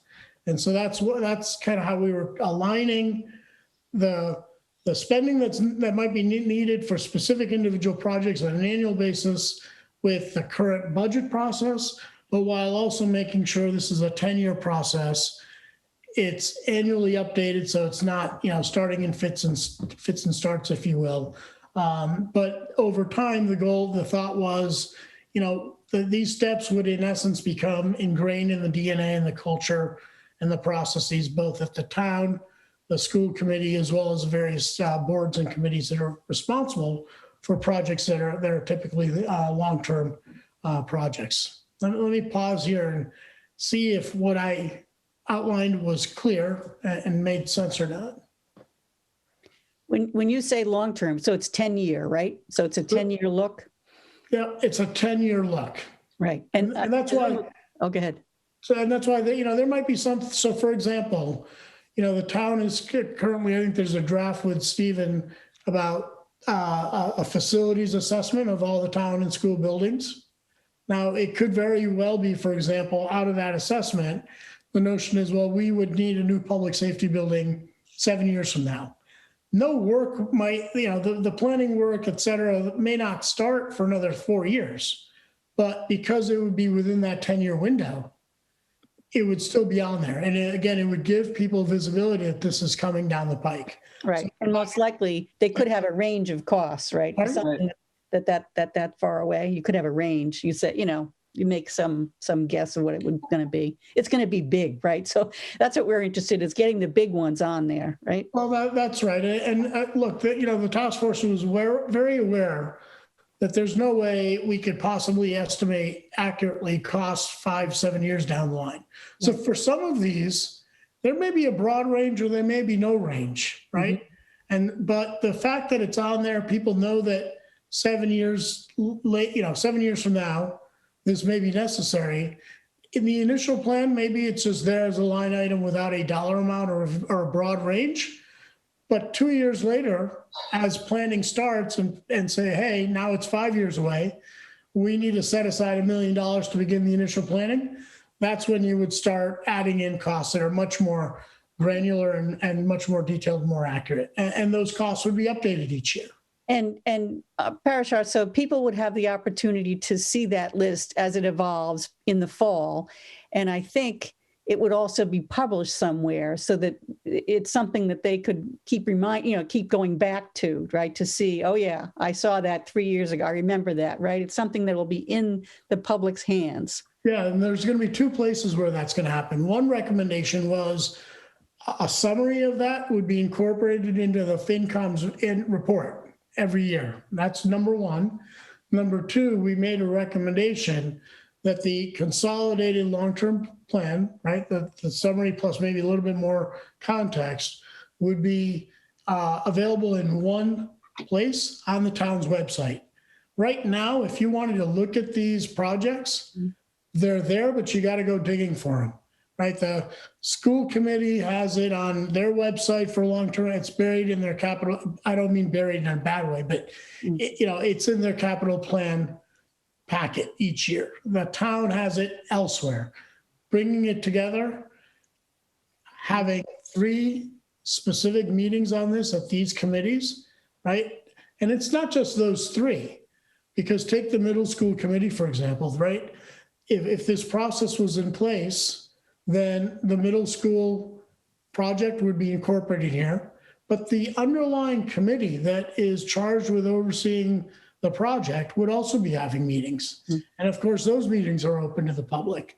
And so there would be not just 3 bites at the apple, it's more likely to be 8, 9, 10, because these projects, even before the first dollar is expended, there's a lot of meetings taking place where people have an opportunity to shape and provide input as well. So again, we're trying to highlight that there's going to be multiple opportunities for public input, as there should be, but also more importantly, there's going to be visibility and it's going to be easily accessible to the public.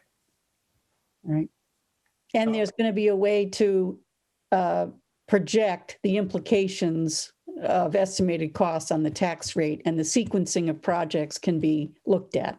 That's exactly right. And then again, in the templates I talked about, which I didn't include in these slides, we actually recommend that, some of the charts that we already have in the FinCom report, in essence, would get incorporated in there, and there would be a calculator available to town members, citizens, to see what the impact of the projects be on their own property taxes, et cetera.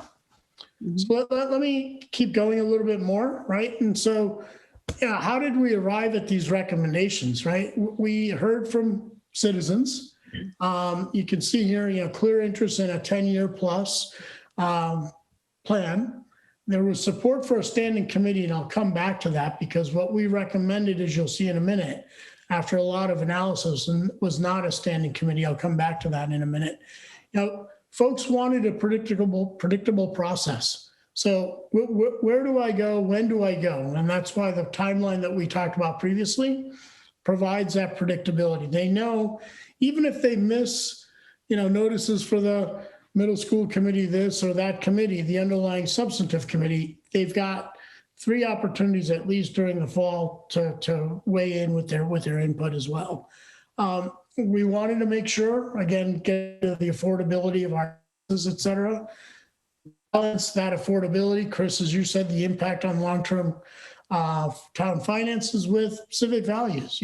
Concord, I think, as we all know, likes to make sure that we're supporting a lot of good ideas, which sometimes can cost money, but we've got to balance those things. Climate criteria was part of the evaluation criteria that we were recommending for specific projects. And then, integrate the expenditures to meet multiple needs. So again, this notion of balancing what we need when we need it, because there will be multiple projects that we're going to be paying for over the next 10 years and over the next 20 years. So how did we arrive at sort of the recommendations around the process? We did a number of things. Some of this was done by Elise Woodward, who chaired the task force. Spectacular job, frankly, over 2 years to pull the report together. Which we looked into what the town manager's authority is in the town charter at Concord.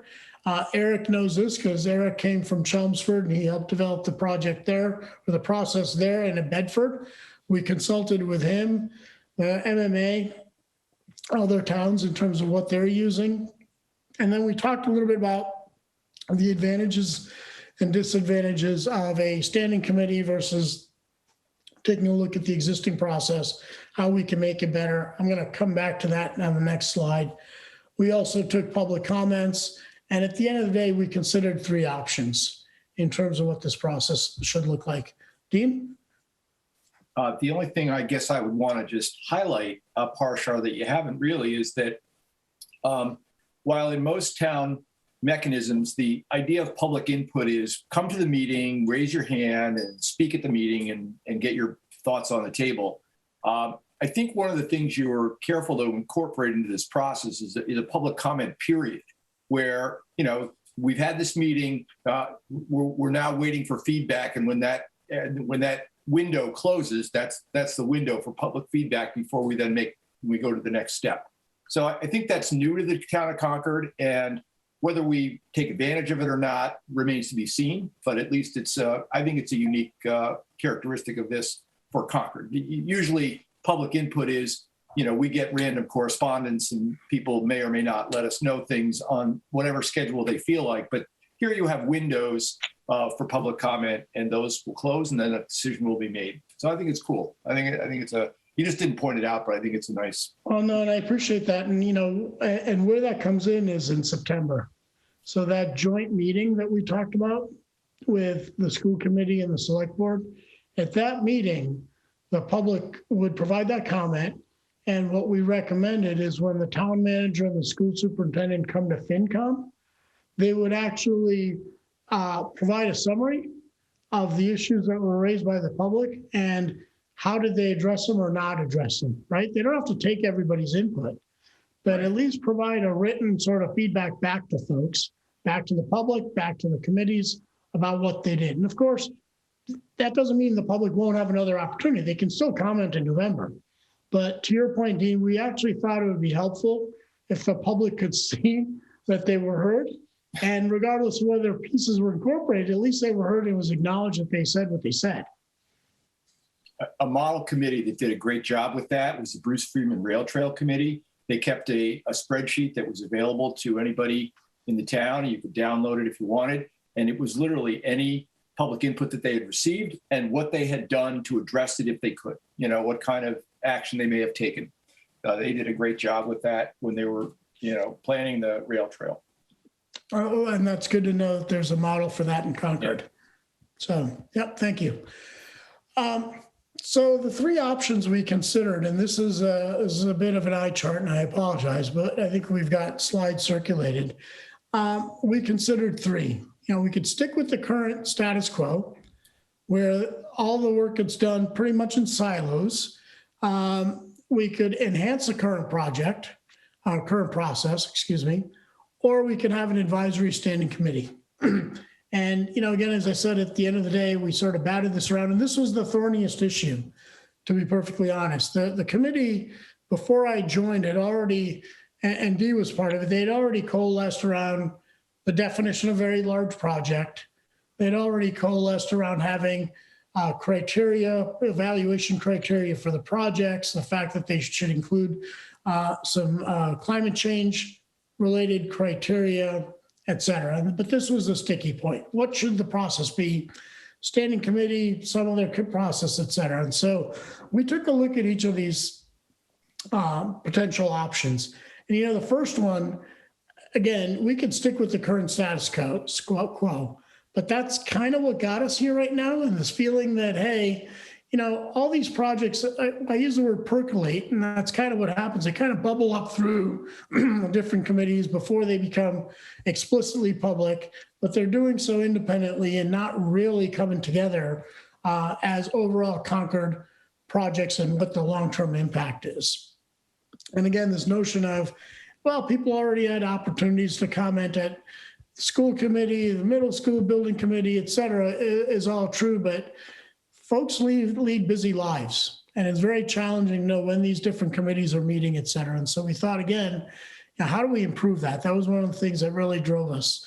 And then while the process that is currently used by both the town and the school is known to the staff there, it's really not spelled out, frankly. And until it was spelled out in a written form in the report, you couldn't point to and say, this is the process. So that was another sort of negative of the current process. And then the second option we looked at was, I'll go to the other extreme, which is a standing committee. And, clearly, I think there are benefits of having a standing committee. Again, there's a focus point that a standing committee serves as, where people know to go to the committee, they can go to the chair and, pick up the phone and call or contact. By having both the town and the school staff there, you get everybody around the table, all the stakeholders. And again, meetings of the committee would provide additional opportunity for input, et cetera. But as we took a look at the standing committee and relative to Concord's context, we thought that there were some downsides to having a standing committee.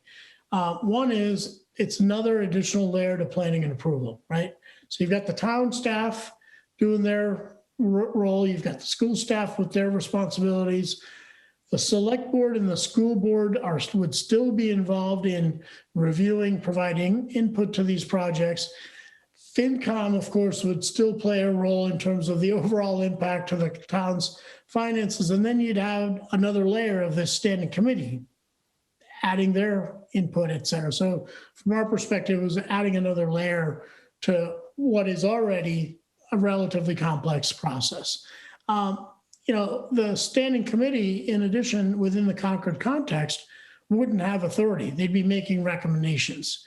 And as I said earlier, you've got school staff, town staff doing work. The committee, in essence, would probably duplicate the work that they would already be doing. Another sort of element that we considered is, we I think have one vacancy on our committee right now, Chris, right, in terms of finance. Yeah. Depending on the number of citizen volunteers on this committee, finding more folks to volunteer, it's already challenged to different committees, and that would be, another potential challenge as well. And then, one thing I'll add, which we considered a little bit later, is the towns that have standing committees, the ones we looked at, in their capital planning processes, that committee is responsible for all capital projects, from the small ones all the way to the very large ones, which is not the case here. What we were asked to do is come up with a process, as I said, for the very large ones. So what we call tier 2 projects, ones that are funded out of operating expenses each year, would not be in the purview of this process, unlike what happens in other towns. So after considering the different options, we said, well, what if we take the best of both worlds? Let's take today's process, improve it, leverage the processes that are already there, and can we build in specific points for public input, as I mentioned earlier? Let's actually write down the process, create some time-bound milestones for how the initial plan would be created, how the plan would be updated, et cetera. And in essence, really create this unified plan for tier 3 for potential approval and annual updates each year. So hopefully that gives you a sense of the recommendations, the process we went through, and the options we considered. And I won't close with this, but in essence, we want to improve the fiscal planning system in Concord, basically. We want to make sure it's stronger than it is today. We want to integrate school and town thinking and make sure we've got a lot of competing objectives, right? We want to make sure we're fiscally responsible. We want to make sure we meet the needs of the different stakeholders. We want to make sure what we come out with at the end of the day is going to last 30, 40 years, these buildings. And do it in a sustainable manner while making sure everything's affordable. So we think the process that we recommended, the recommendations will let us do that. So let me share. I gave you a fire hose to drink from. Wanted to spend a little bit of time for us to talk about it. So let me turn it back over to you, Chris. Mary. Chris, I got a question. Parashar, thank you for that. That was good. I remember that the Finance Committee wrote a letter to the Capital Planning Task Force in March of last year. And what we asked for was a process where we would be able to smooth debt service.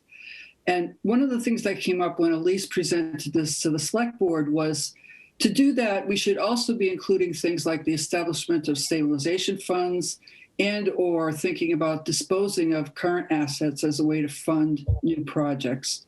And I didn't see you talking about that in your presentation. And that might have just been an oversight. Is that included in the recommendations? So the notion of, so short answer is we didn't get in a lot into the details of what the capital plan would look like, because part of this is also in the purview of the FinCom, right? And so the notion of, hey, should we have a stabilization fund, et cetera, we didn't get into that, right? But the discussion was certainly there. And again, our thought was, let's make sure there's a process so that those ideas and others get incorporated in there, right? And you've got the data. Finance Committee, frankly, has the data to make those types of recommendations. And the Select Board, School Committee, and then eventually Town Meeting has that information in one place so that they can make informed decisions, whether it's a stabilization fund, whether we have some other mechanisms to smooth, the debt payments we're going to be making over the next 10 years, 15 years, 20 years, et cetera. So we didn't get into the nuts and bolts of it, but we want to make sure the process was there so that gets enabled. Well, let me poke on that a little bit. So there's a process here where every year we get together and we do a 10-year rolling forecast of what we think the range of projects on the horizon, right? But I thought that we asked for a debt plan, which was what's going to be the impact to the taxpayers for this debt, and that includes things like offsetting for stabilization funds, offsetting for just. So when is that going to be worked in exactly? So I'm sorry, I didn't quite understand the question. So the templates I talked about, there are two templates that we had. One was, here are the list of projects, and here's the 10-year spending plan. Yeah. The other flip side was, here's the debt that's going to be incurred, right, as a result of those. Right. And to the extent that there's stabilization funds offsetting revenue, that would be incorporated into that template. In essence, it's an Excel table that goes out 10 years, year by year, showing that impact. And again, that would also include the impact to the average household and the calculator I referenced. So that part of it is incorporated, if that's what you meant, Mary. Who would do that, Parashar? Who? Carrie would do it, and the FinCom, that's when they come to us in November. Yep. That would be presented, and then we would have our thumbprints on it. Okay. Thank you. And again, this is one of the reasons those elements would be in the FinCom report that would go to town meeting each year. So the combined group, so the town manager and the superintendent would come to FinCom saying, here's what our plan looks like, and this is what we think the financial impact is to the taxpayer. They're going to do that. And we would provide our input, right? And whether they bake it in or not is up to them. But then again, we'd have to give our recommendation independently to town meeting on the different warrant articles. We'd have our report that would incorporate it. And of course, we'd be free to weigh in there as well. Carrie, did I miss anything major there? You're still on mute. How did I do? I thought you did a great job. Great job. So Parashar, so I'm just thinking back. So this, I was very interested in this committee because my concerns about the ability of large projects, if they were not sequenced and planned out, of the ability to torque the tax rate, and having people, so not doing that and making sure that the citizens understood what the priorities were in terms of needing either, buildings that are just aging or perhaps new facilities that were required for changing demands in the town. And so having a plan, to me, was critical. So it sounds to me, which makes me feel like they've met this goal, that that this enhanced process will end up developing an integrated, prioritized plan that is a way for us to rationalize that tax burden associated with the debt for large projects. So it sounds to me it has accomplished what I was looking for from the FinCom's perspective, from the financial impact in the town. The disclosure is a plus as well, right? So the enhanced disclosure of a 10-year plan to the town so that folks can see this is what is coming down the pike. And I think because I did watch the presentation and I've read components of the report, these multi-year projects are subject to this. So to the extent that information is known, so the ones where, I don't want to pick on, so like a Warner's Pond or, something that they know is going to take a period of years to dredge the pond. And so it ends up being a multi-million-dollar project. Those get counted, if I'm correct, in this plan. They do. And, this is interesting you say that. So several things to comment. One is the recommendation also made clear that we want to make sure that things that are opportunistic, spending that occurs opportunistic, immediately get folded into the plan, right? number one.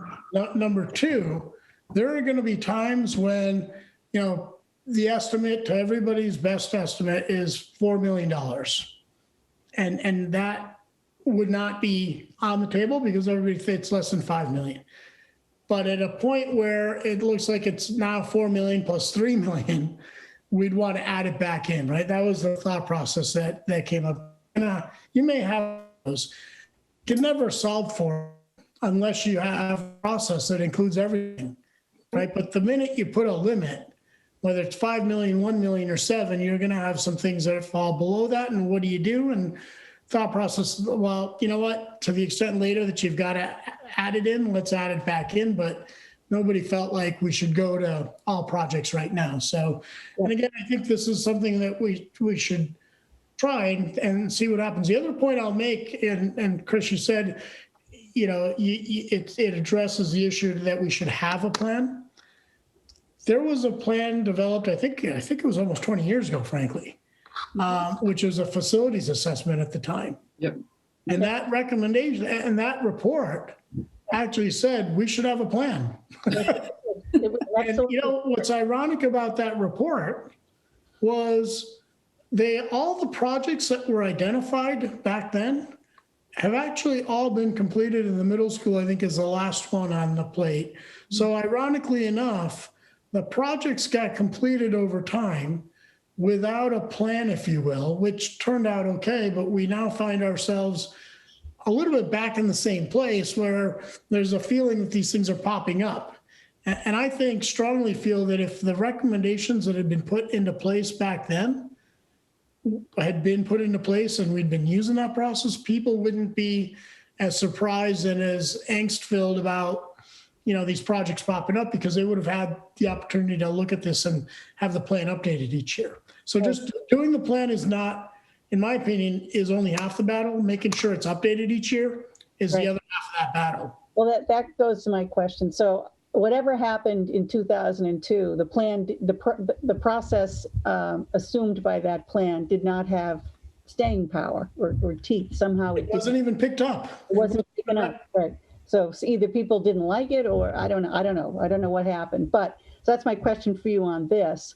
So given the makeup of the committee, the time that was spent on this, citizen input, et cetera, do you feel that this has the weight that it needs to have legs?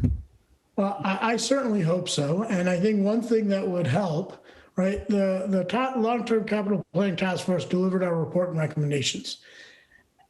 As you mentioned earlier, Mary mentioned, FinCom sent a letter and input back in March. I think it would be really helpful if the FinCom weighed in with the select board and the school committee saying, hey, you know what, we took a look at this, we think this is the right step, and encourage them to adopt the recommendations. No.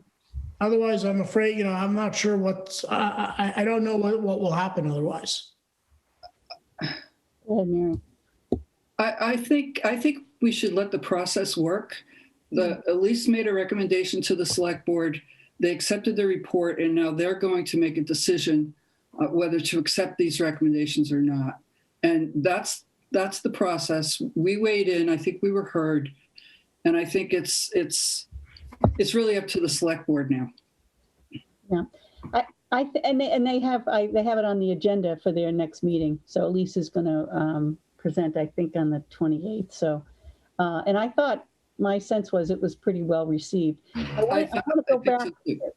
I'm sorry. I want to go back, Parashar, to the point that you said was the controversial point, because I want to draw out what it is, or if there is anything, and whether people on our committee or people on the task force committee felt that you don't get by the enhanced approach. So it sounds to me, as I listen to it, again, my lens is the FinCom lens, that the major things that I was looking for from a prudent financial planning perspective are contained in this plan. But perhaps there is another lens that I'm missing as to what people felt they weren't going to get if you didn't have a standing committee. So I understand the differences between the two, and other towns have them and so forth. But can you draw that out a bit? What was the position of the folks, either citizens or committee members, on why they felt strongly that they needed a standing committee? Yeah, I'll share my perspective, and Carrie can also weigh in. She was a member of the task force as well. I think that folks felt that with a standing committee, you'd have a place and a body that was responsible for the plan. Okay. They were responsible for developing the plan, driving it, making sure that it happened, it got updated, et cetera. Okay. That's what they felt would be lacking in an enhanced project. So there was more of a focal point than what this plan. Yes. Okay. Is that right, Carrie? I think that was the main benefit.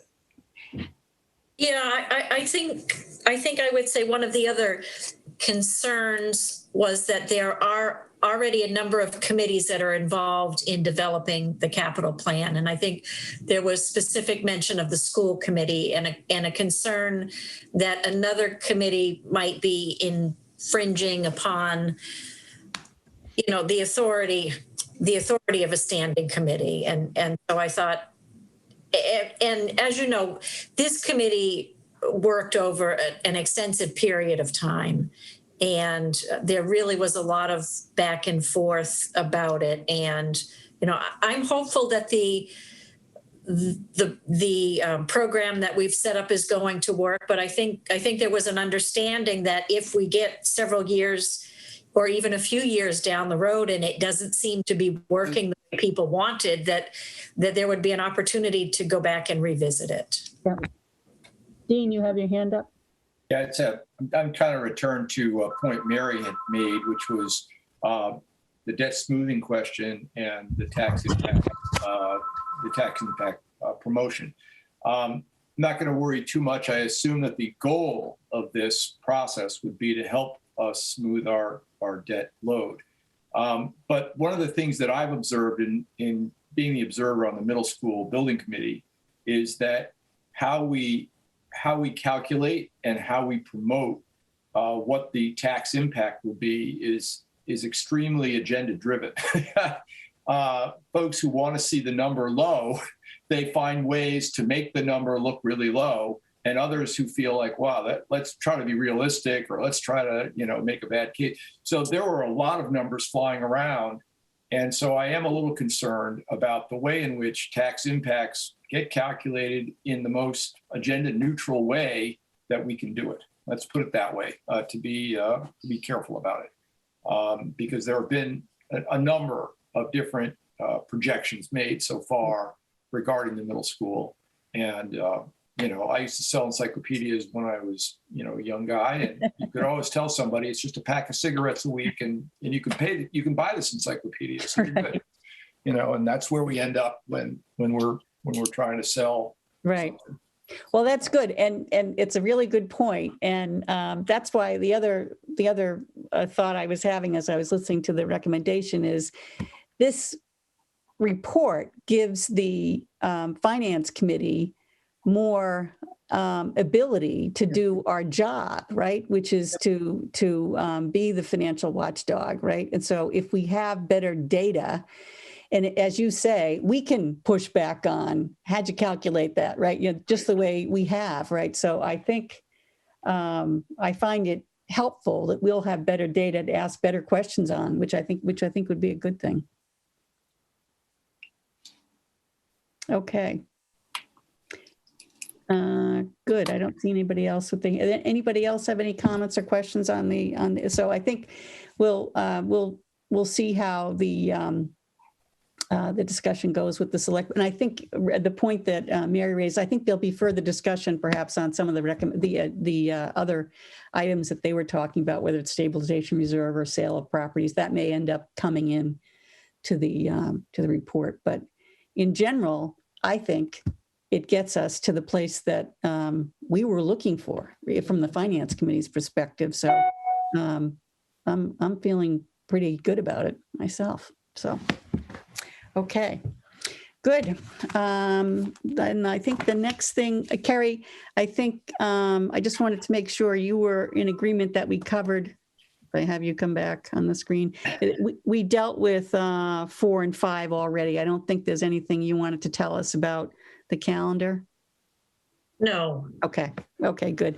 Is there any correspondence? I'm not aware that there is. Yeah, I just went back to look because you did get something. Oh.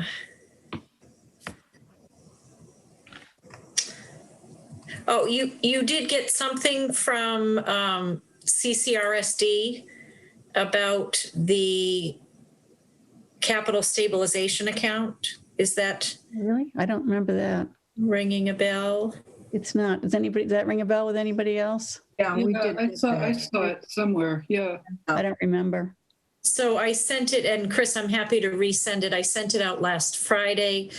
It was a notification that we had received that the school committee, the CCRSD school committee, voted to increase. Oh, yes, yes. Right, to establish a capital stabilization account. Yes, yes, I do. So, Okay. yeah, so folks would remember this. This was one of the, as the school closed out their year, one of the options, and I think we had talked about it at one of our meetings last year, Mary, that was an option that the school committee was considering, is that they could establish a reserve for capital. And I think it was $200,000 or thereabouts that they put aside. Yes.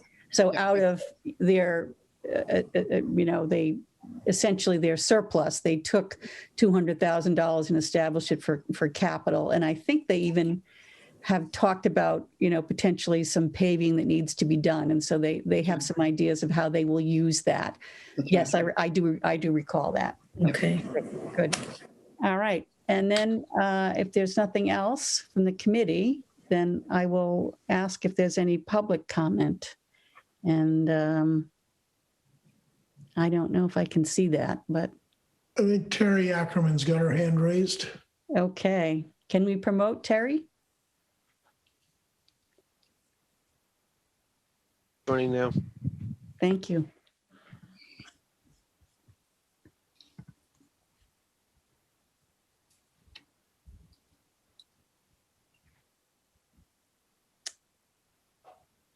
You're on, there you are. Hi, thank you. It takes a while to, you get off and you have to rejoin. Right.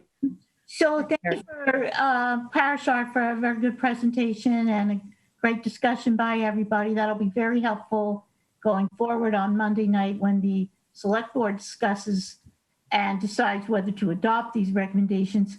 I'm going to be the new liaison for the Finance Committee from the select board. So hello to all of you. Welcome to new members. And I just wanted to address Mary and Dean's questions and let you know one other piece of news. The select board this year is going to do what we're calling focused meetings once a month.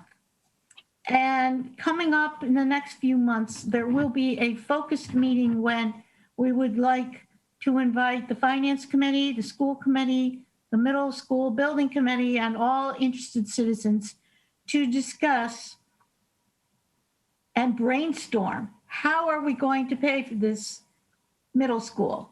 What are some of the alternative fundings, such as the stabilization fund, the Peabody School, the operating costs, et cetera, et cetera. And we're going to devote pretty much a whole meeting to that one topic.